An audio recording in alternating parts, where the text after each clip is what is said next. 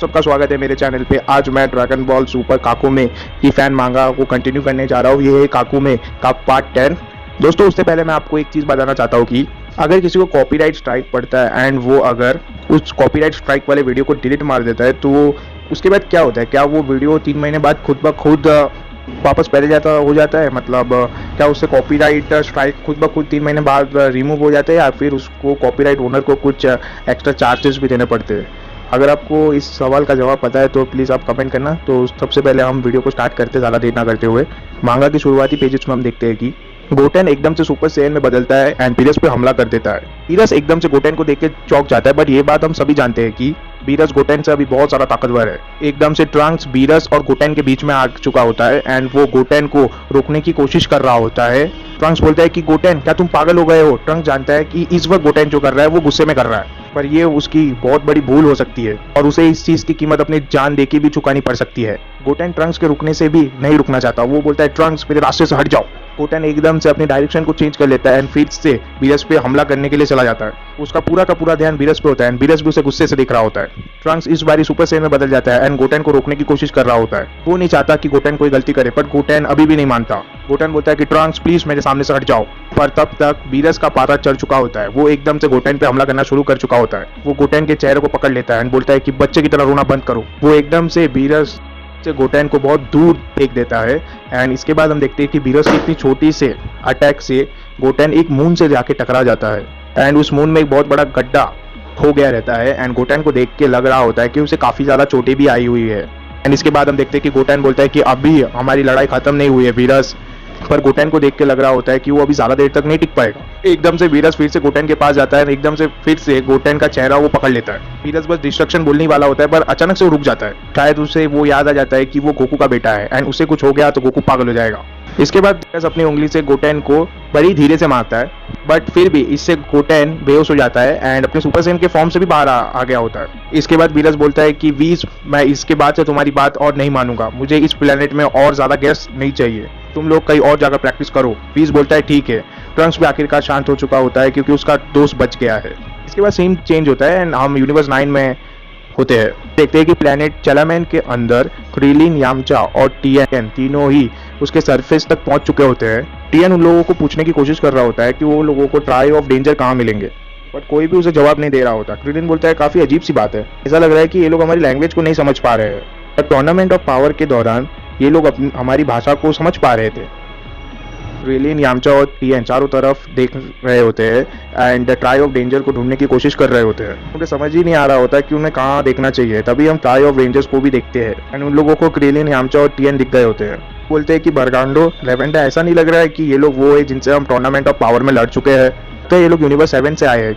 क्या तुम्हें लगता है आसमान में जो इतना बड़ा छेद बना था वो इन लोग ने बनाया था? इसके बारे में उस बच्चे ने हमें बताया था। इसके बाद हम यूनिवर्स 6 में आते हैं। देखते हैं कि बॉडीज का एक बहुत बड़ा ढेर लगा हुआ होता है। उनके सामने वेजिटा खड़ा हुआ होता है। ये सारे वो सेयन्स होते हैं जिनको वेजिटा ने अभी अभी हराया होता है। दूर से एक आवाज आती है। वो आवाज बोलती है कि मेरे दोस्तों का ढेर किसने बना दिया? फिर हम देखते हैं कि खलीफा है, वो वेजिटा को देख के बिल्कुल हैरान रह जाती है। सभी के सभी सेयन्स खलीफा के गैंग में थे। खलीफा एकदम से बोलती है कि वेजिटा तुम यहाँ पे क्या कर रहे हो? उसके बाद हम उस शिप को देख रहे होते हैं जो अभी अभी यूनिवर्स 6 में एंटर की हुई होती है। इसके अंदर जैको, बुल्मा, ब्रॉली और उसके दोस्त होते हैं।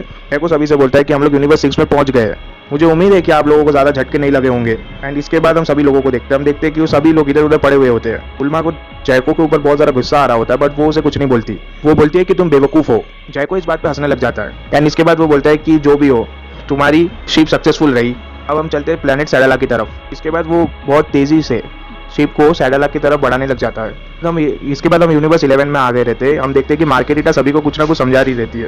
वो बोलती है कि लॉर्ड बेलमोर अपनी डिस्ट्रक्टिव पावर को लूज नहीं करेंगे। लॉर्ड बेलमोर और करीब 30 लाख साल से भी ज्यादा समय के लिए गॉड ऑफ डिस्ट्रक्शन रहे हैं और गॉड ऑफ डिस्ट्रक्शन की मॉर्टेलिटी उन तक तभी तक रहती है जब तक वो एक देवता होते हैं और जब तक वो राज करते हैं। अभी हम टोपो को देखते हैं जो एक गॉड ऑफ डिस्ट्रक्शन के यूनिफॉर्म में होता है। इस बात को सुन के हैरान रह जाता है क्योंकि लॉर्ड बेलमोर उसके टीचर थे। अभी हम बेलमोर को देखते हैं जो अपने गॉड ऑफ डिस्ट्रक्शन की यूनिफॉर्म में नहीं होता। वो बोलते हैं कि मुझे पता है, हो सकता है कि मैं मारा जाऊँ, क्या पता, उससे कोई फर्क नहीं पड़ता क्योंकि मैं ऑलरेडी काफी लंबे समय से जी रहा हूँ। अपनी स्पीसीज के मुकाबले भी मैं काफी लंबे समय तक जिया हूँ।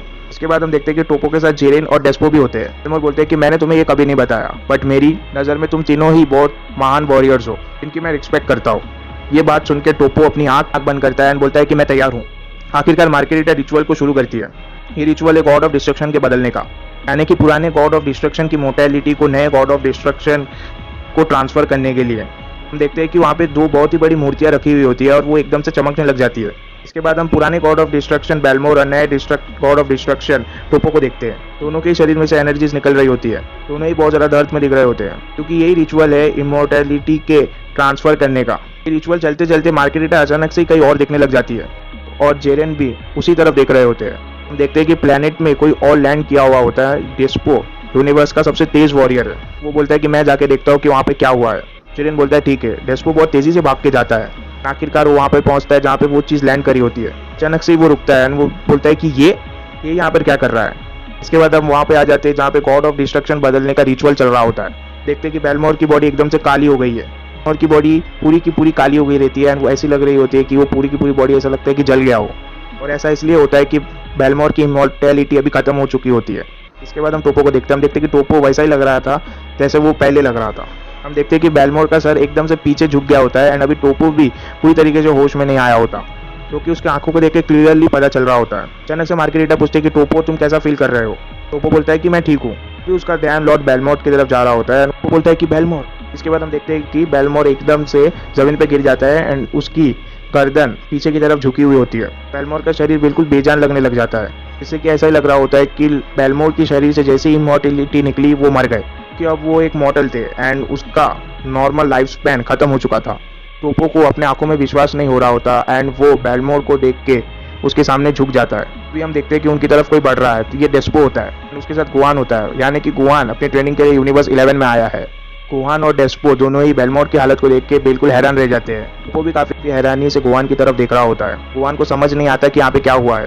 गुआन वहाँ पे खड़े सभी लोगों से बोलता है कि मैं नहीं जानता कि यहाँ पे क्या हो रहा है, पर हमारे पास समय बहुत कम है। मुझे लगता है कि मैं आप लोगों से काफी कुछ सीख सकता हूँ। फिलहाल आज की स्टोरी यहीं पे एंड होती है एंड आपको अगर वीडियो पसंद आया तो वीडियो को लाइक कर देना एंड चैनल को सब्सक्राइब कर देना एंड कमेंट भी कर देना, ताकि मुझे पता चले कि ड्रैगन बॉल के फैन तक ये वीडियो पहुंच रहा है। तो goodbye, take care, thank you and उस क्वेश्चन का भी आंसर कमेंट में रिप्लाई कर देना जो मैंने वीडियो को स्टार्ट में पूछा।